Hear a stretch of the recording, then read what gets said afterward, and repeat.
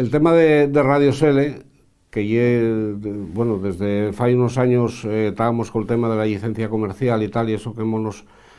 mucho a todos porque bueno, quitáronos la licencia sin saber por qué, o sea, que tampoco nos explicaron nada, ¿no? Y vamos, y es lo que teníamos pensado, digo, bueno, van a darnos la licencia que pedimos y tal, y vamos a hacer otro tipo de radio más acordes con los tiempos que vivimos, porque ya como radio comunitaria ya no podíamos hacer más, pero dixéronos ellos que no, que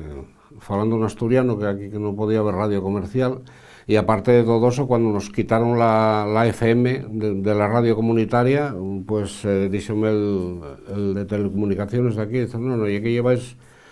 20 y pico años falando en bable y eso no, aquí no puede ser y tal. Y tuvimos que quitar el mismo día la antena y no pudimos volver a emitir más por la FM. La persecución que se llevó a cabo contra los medios de comunicación asturiano y tal fue brutal, sobre todo a nosotros. Ya ves que ahora mismo los emisores comunitarios prácticamente la mayoría siguen todos emitiendo normalmente, ¿no? Nosotros no podemos emitir por la FM.